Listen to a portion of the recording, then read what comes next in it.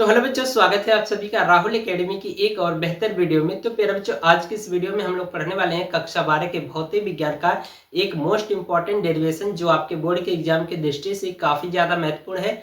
हर साल यह क्वेश्चन आपके बोर्ड के एग्जाम में पूछा जाता है और इस पे आधारित न्यूमेरिकल्स भी पूछे जाते हैं। तो प्यारे बच्चों, आज की जो हमारी मुख्य टॉपिक है वो है प्रत्यावर्ती धारा का वर्ग माध्य मूलमान। ठीक है, तो प्यारे बच्चों, ये जो डेरिवेशन बहुत ही सिंपल और इजी तरीके से कराने वाला हूँ। बस आपसे रिक्वेस्ट है कि वीडियो को शुरू से लेकर के लास्ट तक देखिएगा, तभी चीजें आपको समझ में आएगी।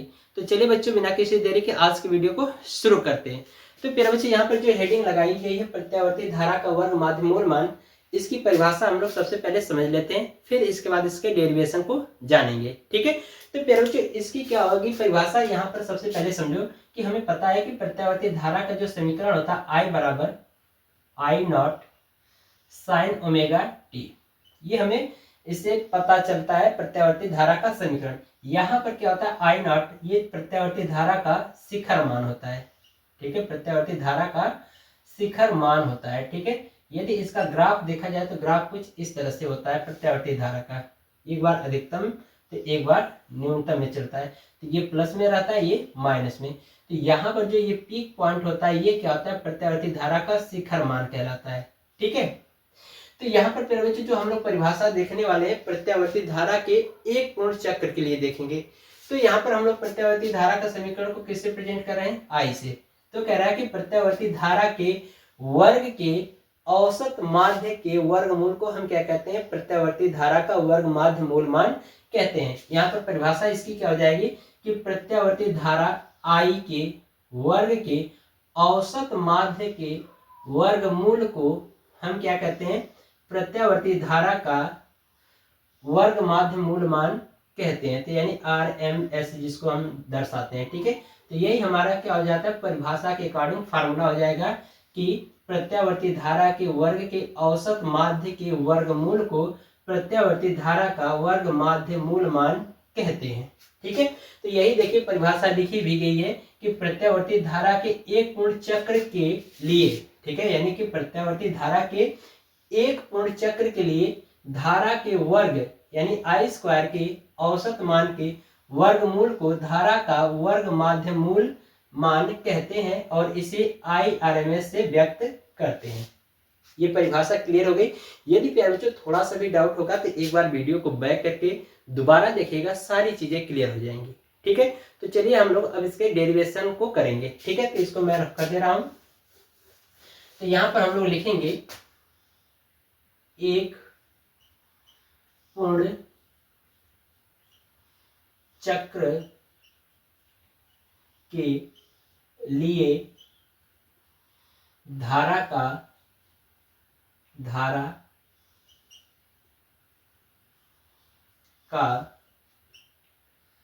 औसत कोष्टक में माध्य भी लिख देंगे, माध्य मान। ठीक है, तो यहाँ पर बच्चों हम लोग सबसे पहले किसकी वैल्यू निकालेंगे, ये जो धारा का वर्ग माध्य जो है इसका मान निकालेंगे। ठीक है, जब इसका मान निकल जाएगा तो हम क्या करेंगे, इसी आई स्क्वायर माध्य यानी आई स्क्वायर बार की जगह पे रख करके वर्गमूल ले लेंगे। तो जो मान निकल करके आएगा वही हमारा क्या होगा, प्रत्यावर्ती धारा का IRMS वैल्यू कहलाएगी। ठीक है, तो यहाँ पर हम क्या करेंगे, एक पूर्ण चक्र के लिए धारा का औसत माध्य निकालेंगे। ठीक है, तो यहाँ पर किसके लिए निकालना है हमें, एक पूर्ण चक्र के लिए धारा कौन सी रहेगी, आई स्क्वायर का। ठीक है, यहाँ पर लिख देंगे आई स्क्वायर का औसत माध्य मान। ठीक है, तो इसके लिए आई स्क्वायर का औसत माध्य निकालने के लिए फिर जो फार्मूला होता है इसका कि आई स्क्वायर बार का मतलब माध्य। ठीक है, बराबर ये होता है 1/t समाकलन 0 से t, ठीक है, आई स्क्वायर dt। ठीक है, ये फार्मूला होता है। इसी से हम क्या करेंगे, आई स्क्वायर बार का मान हम लोग निकाल करके इसमें रख देंगे। तो जो मान इसका आएगा वर्गमूल लेने के बाद वही हमारा क्या होगा, धारा का RMS वैल्यू कहलाएगा। ठीक है, यहाँ पर मेरा बच्चों लिमिट को हम लोग समझ लेते हैं। तो एक चक्र के लिए यानी कि एक प्रत्यावर्ती धारा के एक पूर्ण चक्र के लिए हम लोग डेरिवेशन देख रहे हैं। तो धारा का जो एक पूर्ण चक्र का ग्राफ होगा कुछ ये होगा, तो यहाँ से 0 से लेकर के t तक जा रहा है, एक चक्र पूरा हो रहा है। ठीक है, तो लिमिट बन जाएगी 0 से T तक। बात समझ में आ रही। अब प्यारे बच्चों हम क्या करेंगे, इसी में जो हमें यहाँ पर मैंने जो बताया था कि जो प्रत्यावर्ती धारा का जो समीकरण होता है I बराबर आई नॉट साइन ओमेगा टी, यही वाला मान हम क्या करेंगे यहाँ पर रख देंगे। ठीक है, तो आइए यहाँ पर हम लोग रखते हैं, ये हो जाएगा आई स्क्वायर बार बराबर 1/t समाकलन 0 से टी, आई की जगह पे रख देंगे ये वाला मान, तो ये हो जाएगा I naught sine omega t क्वेश्चन बन इंटू डी टी। ठीक है, और ये वर्ग के रूप में है तो यहाँ पर वर्ग लगा देंगे। ठीक है, तो इसका वर्ग कर दीजिए तो ये हो जाएगा आपका 1/t। ठीक है, यहाँ पर लिख देंगे आई स्क्वायर बार बराबर 1/t समाकलन 0 से टी, ये हो जाएगा I naught square sine square omega t into d t. ये हो गया, हमने वर्क कर दिया। तो अब हम क्या करते हैं, यहाँ से जो आई स्क्वायर है ना, क्योंकि जो समाकलन कर रहा है ये समय के सापेक्ष समाकलन करने के लिए कहा जा रहा है। ठीक है, तो समय के सापेक्ष समाकलन करना, तो यहाँ पर देख रहे हैं साइन स्क्वायर जो ओमेगा टी यहाँ पर समय जुड़ा है यानी टी है, तो इसका मतलब कि इसी के सापेक्ष हमें समाकलन करना है। आई स्क्वायर तो अलग पद हो गया, तो ये हमारा कांस्टेंट होगा, तो इसको हम क्या करेंगे बाहर ले लेंगे। तो ये हो जाएगा आपका आई स्क्वायर बार बराबर, ये हो जाएगा आई नॉट स्क्वायर बटा टी समाकलन 0 से टी, ये हो जाएगा sign square omega t into d t. ठीक है, ये चीज समझ में आ रहा है प्यारे बच्चों। अब इसी के आगे हम लोग क्या करेंगे, मान रखेंगे। ठीक है, यहां से देखिए प्यारे बच्चों, हमें एक फार्मूला पता साइन स्क्वायर ओमेगा टी का, वो फार्मूला होता है, यहाँ पर लिखेंगे, क्योंकि यहाँ पर हम लोग लिखेंगे क्योंकि हमें पता है कि साइन स्क्वायर ओमेगा टी का जो फार्मूला होता है वो होता है 1 माइनस cos 2 ओमेगा टी बटा 2, ये फार्मूला होता है। तो यही वाला क्या करेंगे, साइन स्क्वायर ओमेगा टी की जगह पे ये वाला फार्मूला यहाँ पर पुट कर देंगे। ठीक है, तो यहाँ पर रखेंगे प्यारे बच्चों, तो ये हो जाएगा, यहाँ पर लिखेंगे, इसलिए आई स्क्वायर बार बराबर, ये हो जाएगा आई नॉट स्क्वायर पूरे का बटा कैपिटल टी समाकलन 0 से टी तक जाएगा, और ये हो जाएगा फार्मूला रख देंगे इसकी जगह पे ये वाला, तो ये हो जाएगा 1 माइनस cos 2 ओमेगा टी पूरे का बटा 2। ठीक है, ये चीज क्लियर हो गया। अब प्यारे बच्चे यहाँ पर डी टी लगा देंगे। ठीक है, तो अब हम क्या करें कि यहाँ से जो ये 2 है ना, इसको हम क्या करते हैं बाहर ले लेते हैं। ठीक है, इसको कोष्टक में लगा के लिख दीजिए, ये हो जाएगा आपका, तो ये हो जाएगा आई स्क्वायर बार बराबर, ये हो जाएगा आई नॉट स्क्वायर, ये जो 2 है बाहर ले लेंगे तो ये हो जाएगा 2t समाकलन हो जाएगा 0 से t, ये हो जाएगा 1 minus cos 2 omega t into d t. ठीक है, ये समाकलन वाला पद बन रहा है। ठीक है, तो इसका हम क्या करेंगे समाकलन करेंगे। ठीक है, तो यहाँ पर देखिए हो जाएगा आई स्क्वायर बार बराबर, ये हो जाएगा I naught square upon 2t। ठीक है, यहाँ से 2 पद हो जाएंगे, एक ये है यानी कि dt का हम क्या करते हैं अंदर गुणा करा देते हैं, तो ये हो जाएगा आपका 0 से t, ये हो जाएगा इसका इसमें गुणा कराएंगे तो 1 dt हो जाएगा, और माइनस इसका भी इसके अंदर अलग कर देंगे, मतलब ये दोनों पदों को हम क्या कर रहे हैं ओपन कर दे रहे हैं, तो ये हो जाएगा 0 से t।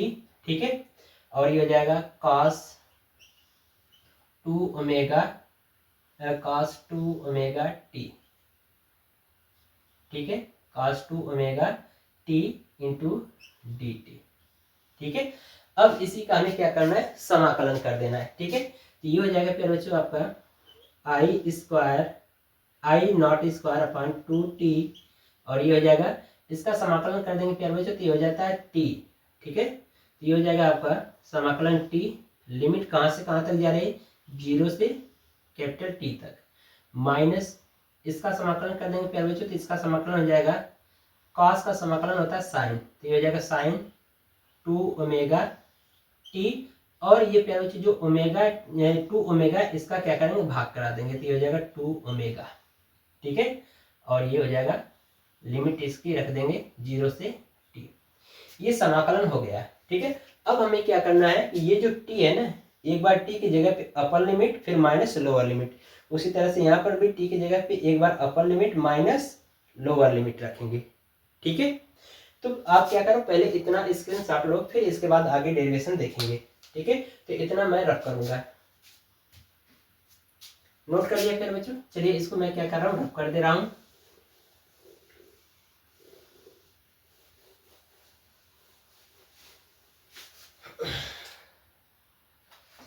तो यहाँ पर देखिए, अब हम क्या करेंगे, यहाँ पर लिमिट करेंगे, तो ये हो जाएगा आपका आई स्क्वायर बार बराबर, ये हो जाएगा I naught square upon 2t। ठीक है, यहाँ पर एक बार क्या करेंगे, स्मॉल टी की जगह पे एक बार कैपिटल टी रखेंगे, तो हो जाएगा कैपिटल टी माइनस एक बार लोअर लिमिट यानी 0 रखेंगे इसकी जगह पे, तो माइनस 0 हो जाएगा। ठीक है, अब माइनस, अब यहाँ पर क्या करेंगे, स्मॉल टी की जगह पे कैपिटल टी, फिर एक बार स्मॉल टी की जगह पे 0। ठीक है, तो रखिए यहाँ पर, तो हो जाएगा आपका साइन 2 ओमेगा कैपिटल टी। ठीक है, अब पूरे का बटा 2 ओमेगा।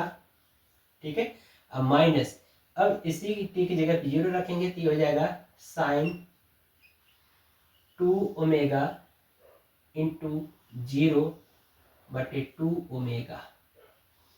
ठीक है, तो ये 0 का गुणा करा देंगे और 2 ओमेगा से भाग करेंगे, तो पूरा पद ये क्या हो जाएगा, 0 हो जाएगा। ठीक है, अब प्यारे बच्चे यहाँ पर क्या करिए, टी में से 0 घटाएंगे तो क्या बचेगा, टी ही बचेगा। तो हो जाएगा आपका आई स्क्वायर बार बराबर आई नॉट स्क्वायर बटा 2t।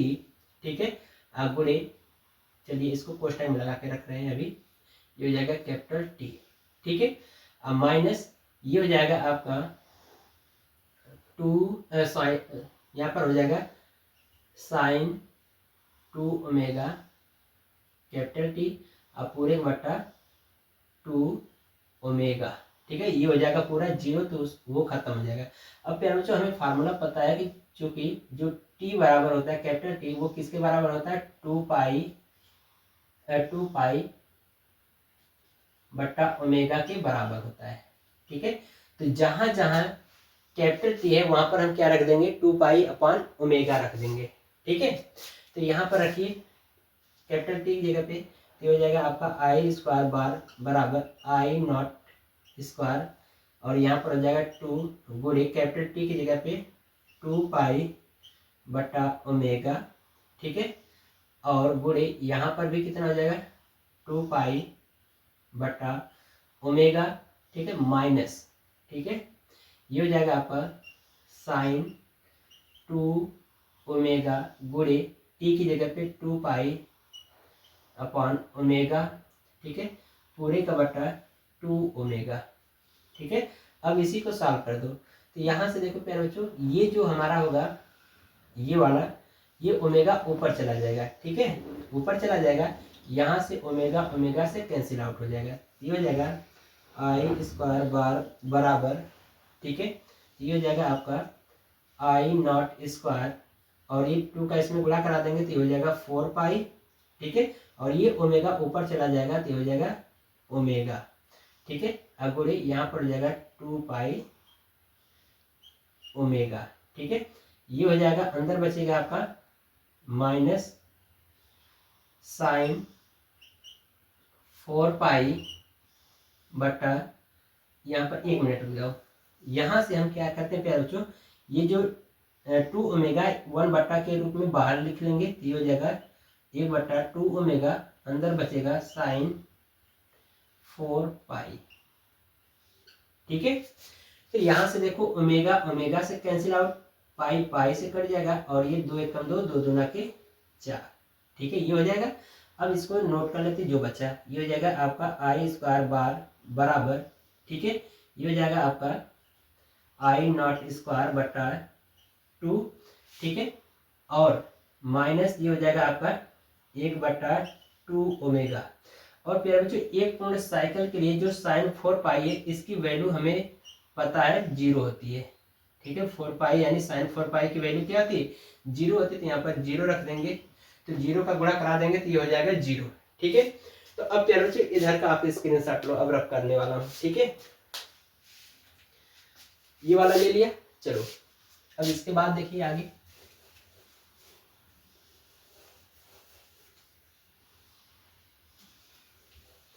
तो यहाँ पर देखिए आप, ठीक है। तो अब यहाँ पर हम क्या करेंगे, इस जीरो का इसके अंदर गुणा करा देंगे इसके साथ, तो ये हो जाएगा जीरो बचा ये, ठीक है। तो ये हमें प्राप्त हो जाएगा यहाँ पर आई स्क्वायर बार बराबर ये हो जाएगा आई नॉट स्क्वायर बटा 2, ये हमें प्राप्त हुआ है, ठीक है।